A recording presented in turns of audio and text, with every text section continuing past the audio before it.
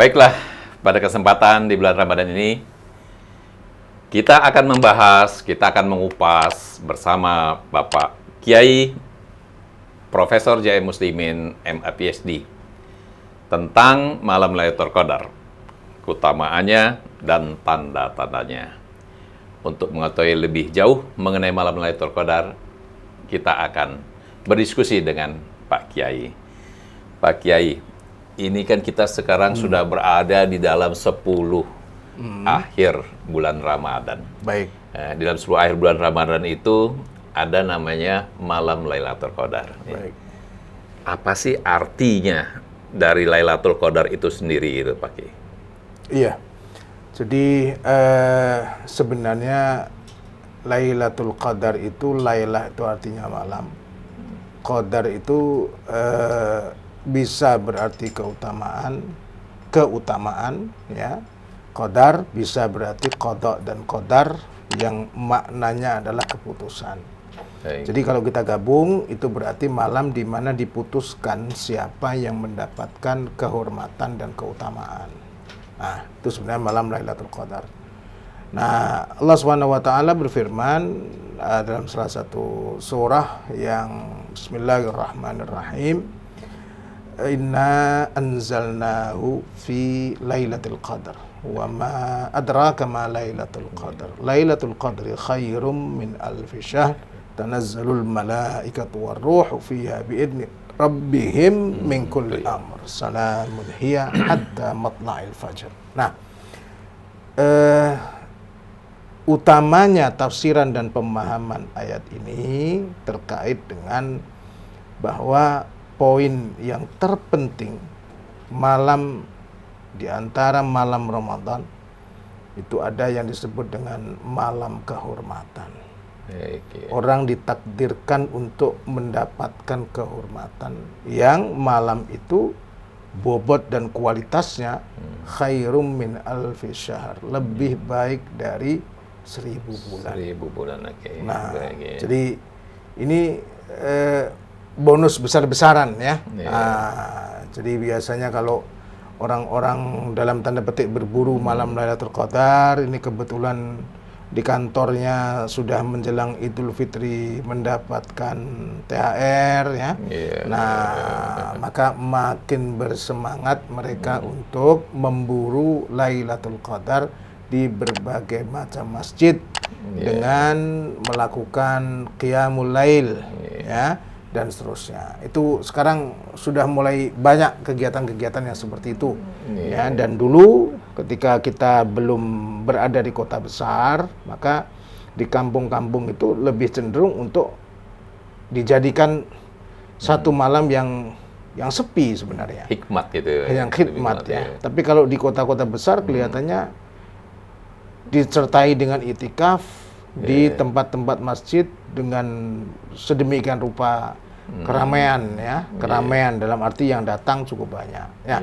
Sebagai syiar saya kira tidak masalah, tetapi memang malam-malam yang seperti ini adalah malam-malam refleksi sebenarnya. Kita membiasakan diri kita untuk juga menatap ya, menatap masa depan, mengevaluasi masa lalu ya, kemudian membaca banyak bacaan-bacaan yang intinya adalah tasbih, tahmid, tahlil, istighfar ya di malam-malam Lailatul Qadar itu. Dan pasti sangat utama kalau memperbanyak membaca Al-Qur'an, apalagi diikuti dengan membaca yang sesungguhnya dalam makna yang lebih dalam.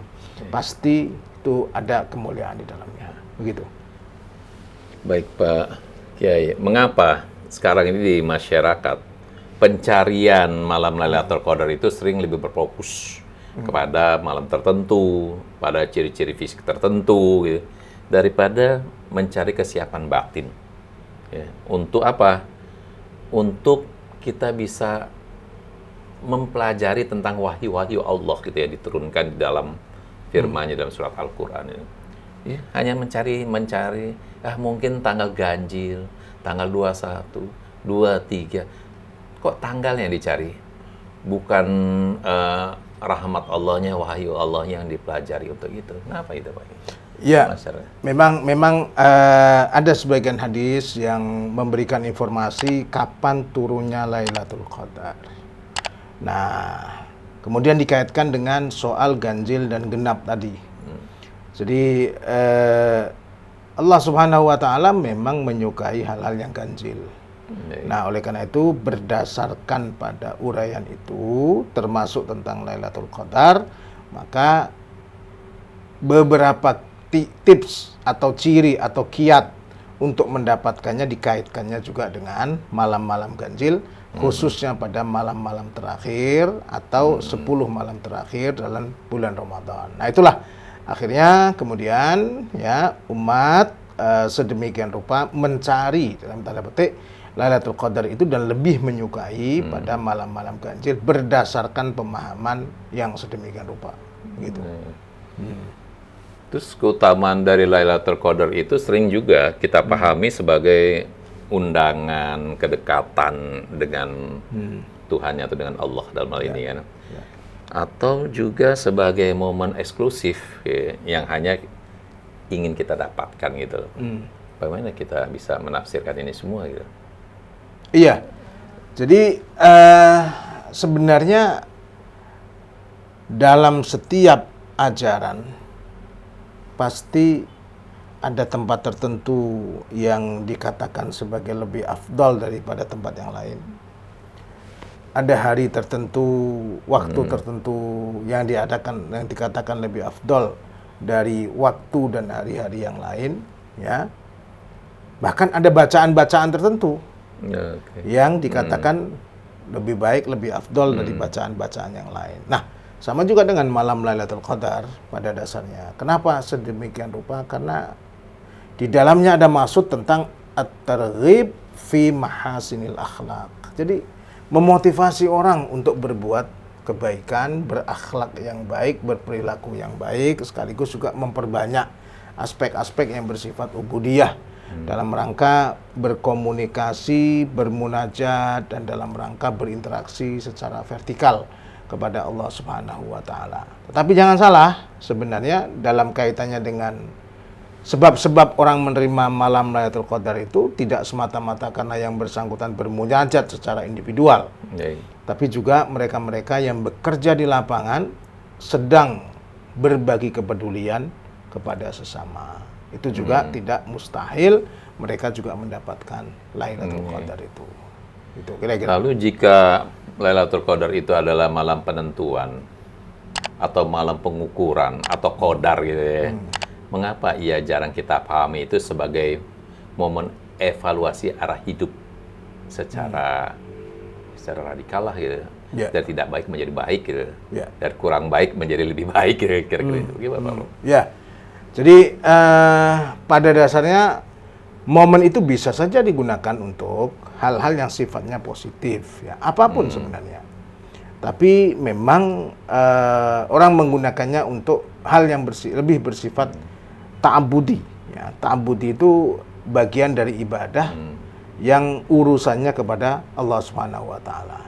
Tetapi mendekati malam-malam itu pada dasarnya atau tepatnya nanti pada saat sudah selesainya malam Ramadan pada 10 yang terakhir, di situ batas kita harus segera mengeluarkan zakat fitrah, ya. Nah, maknanya adalah sudah kita tunaikan komunikasi kita dan ketaatan kita kepada Allah Subhanahu wa taala. Tinggal sekarang buktikan bahwa kehadiran kita juga menjadi rahmat bagi sesama. Nah, itu sebenarnya. Jadi selalu ada hal-hal yang alladzina amanu wa amilus shalihat. Iman kepada Allah ditingkatkan, amal saleh kepada sesama juga dimaksimalkan. Nah, itu sudah menjadi mungkin bahasa yang sekarang disebut dengan algoritma dari ajaran Islam. Nah, seperti itu. Ya. Ya, saya sendiri selalu rasanya ingin gitu ya Pak Kiai, ya, ingin berjumpa nih dengan tanda-tanda Lailatul Qadar itu sendiri. Ini apa sih keinginan saya itu? Apa karena ada kerinduan gitu, atau adanya suatu kecemasan akan merasa gagal secara spiritual, sehingga saya ingin bertemu dengan malam Lailatul Qadar itu. tetapi saya tidak merasakan apa sih ciri-cirinya itu malam Lailatul Qadar itu. Iya. Ada beberapa petunjuk untuk itu. Salah satunya adalah malam itu sedemikian rupa hening. Malam itu hati terasa sangat bening. Malam itu bahkan dilukiskan seolah-olah pergerakan, ya, alam semesta ini seperti berhenti, begitu ya, pada malam itu. Nah, ini semua, tapi ini tidak bisa kita maknai secara letterlek. Kalau saya kecenderungannya memaknainya sebagai makna-makna majazi, makna-makna kiasan. Tapi yang paling pokok adalah ada keheningan, ada fokus, dan bahasanya mungkin exciting. Jadi sangat terasa kita menikmati seperti kita sedang mendapatkan siraman kalbu kita. Ya, dengan satu tetes, dua tetes embun yang membuat hidup kita terasa lebih termotivasi, terasa lebih indah, terasa lebih move on. Nah, kira-kira begitu. Terakhir dipakai. Tadi kan dikatakan malam Lailatul Qadar itu jatuhnya adalah di 10 malam terakhir, dan lebih spesifik lagi jatuhnya adalah di malam-malam ganjil gitu ya. Baik. Ya. Jika malam 10 malam terakhir ini atau malam-malam ganjil itu sudah berlalu, saya tidak menemukan ada tanda-tanda itu. Apakah hati saya ini telah beku? Apakah saya punya ya perasaan kepada Sang Pencipta itu belum sampai tahapannya ke sana, atau makomnya belum sampai? Oke. Bagaimana nih Pak Kiai bisa terjadi seperti ini? Semuanya sangat mungkin. Semuanya sangat mungkin. Oke. Ya. Nah, apa yang menghijab, apa yang menghalangi komunikasi kita kepada Allah? Yang menghalangi adalah amal kita. Amal, oke. Sudahkah amal kita ini menjernihkan pikiran kita, perasaan kita, hati kita, atau sebaliknya? Amal kita ini, maaf bahasa kitanya mungkin membuat kita semua dan kerohanian kita ini berdaki gitu. Oke. Nah, ini yang akan menjadi hijab penutup. Ya, hijab penutup. Sehingga kadang kita tidak merasakan hal-hal yang sepertinya dan seharusnya sebagai seorang beriman kita merasakannya. Tapi amal kita sehari-hari inilah yang seringkali menumpuk dalam tanda petik daki-daki spiritual yang kemudian menjadi hijab antara hamba ya dengan Khaliknya.